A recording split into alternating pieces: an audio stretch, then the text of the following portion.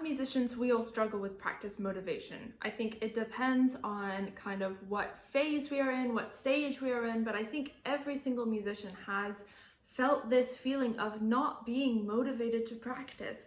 And I think something that I've heard being passed around and being said that I think is really, really helpful when thinking about motivation is that we don't have motivation and then we practice. Motivation comes from momentum. So in order to kind of get motivation, we need to start the thing. And then when we see our progress or we see, like we see our start, then the motivation will come after that. So I think in today's episode, we are going to be talking a lot about trying to get that motivation, 3 ways to boost your practice motivation. But as you are listening to these 3 things, I think it's really important to kind of remember that about motivation. It doesn't necessarily come from the beginning. It comes from once you have that start, and then you'll keep going with motivation and you'll keep going with your practice.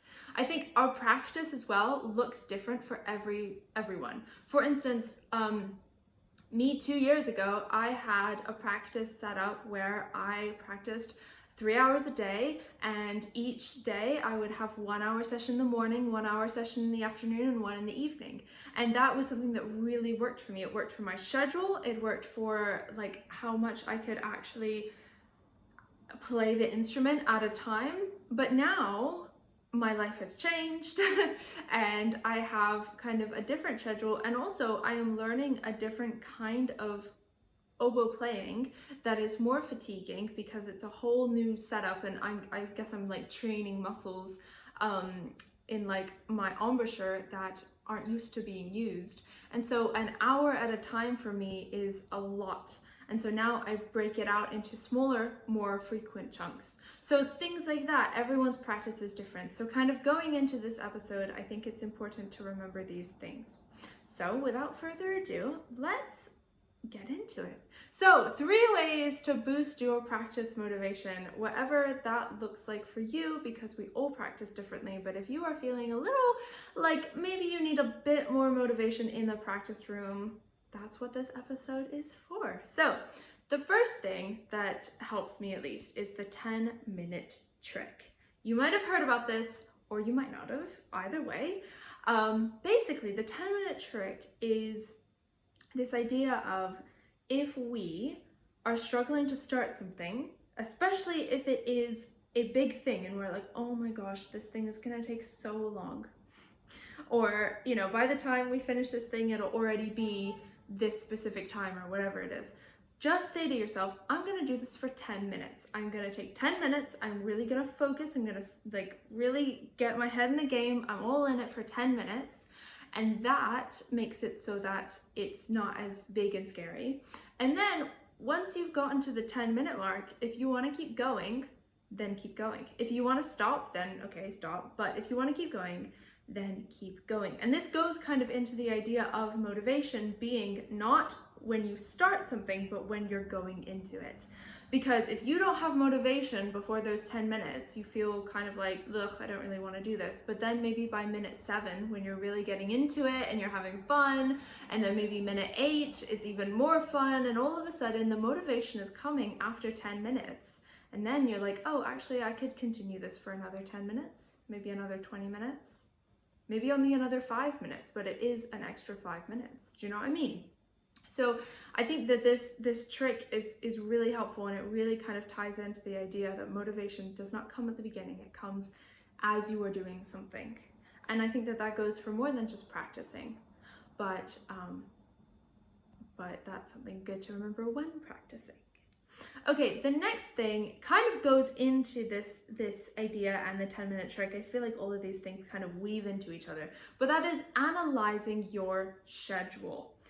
Okay, are you putting too much on your plate, right? Are you doing too much? Now, sometimes we can't control how much we're doing. Right now, I am preparing for not only an exam resit, but also a recital. And so I have a ton of music. I have 2 pieces of music, like full on pieces 3 movement long pieces, right? And then I have like many extracts, different extracts from 6 different pieces of music, but like each piece of music has at least like 5-ish extracts each, give or take. And then I have scales, and then 2 etudes. So all of these things I am doing are just, it's a lot, really, it's a lot. And a lot of times when I wake up and I'm like, oh my gosh, I have so much to do oboe wise, it can be very stressful and very overwhelming, to the point that I'm like, how am I gonna do this, right? And then that motivation's like plop. It's just like out the window, we're done, right? So when we think about our schedule, even if we can't say, for instance, okay, I'm just not going to practice this at all, because you need to practice it, but think about how you are scheduling your practice, and if it is a lot. So for instance, if you are doing how I did 2 years ago, and 2 years ago this worked for me, but now it doesn't, so it's a bit different. But if I did 3 1-hour sections where I just did all that, and then if that's maybe what you're doing and it doesn't seem to be working for you, maybe try doing 4 to 6 half-an-hour sessions. Or maybe you get, like, in the morning, maybe you practice the best in the morning, so you do 2 hours in the morning and then maybe an hour in the afternoon. Or maybe 3 hours isn't what, like, good, like, it doesn't work for you, so maybe you do 1 hour in the morning and then 2 half-an-hour sessions in the afternoon and the evening. Whatever works for you is what's going to work for you. And I think the most important thing when thinking about analyzing your schedule, especially when it comes to motivation, is not comparing yourself to others, because other people might be able to do different things, but that doesn't pair up to you. Do you know what I mean? Like it's not good to compare these two things. And I think especially, like, for example, recently I was in a class with some other music students, and we were chatting about our practice. And one of the things that I honestly was like, it's such an eye-opener for me, was the other students, they practiced, a lot of them practiced, well, they all practiced differently, right? So for me at the time, I was like, okay, I'm not practicing the way I did 2 years ago, where I did, 1-hour sessions 3 times a day. Instead, I'm doing it more frequently and less, because I need more breaks, because I'm changing styles, and it's more fatiguing for me at this point. And I often felt like, okay, that means, I compared myself to other people, because I assumed that they were practicing like probably a lot.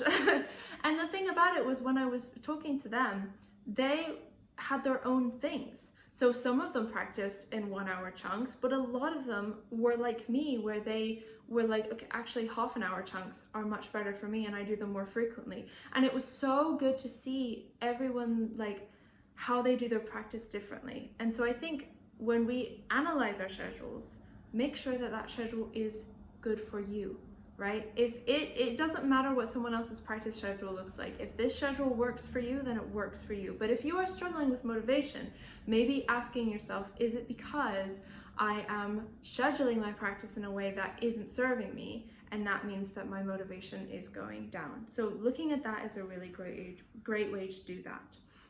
And something about that, when I recently was kind of changing my practice schedule, working through this, because I have recently switched oboe styles, and I am needing more frequent practice sessions that aren't as long because of fatigue. I am training my embouchure to do something different.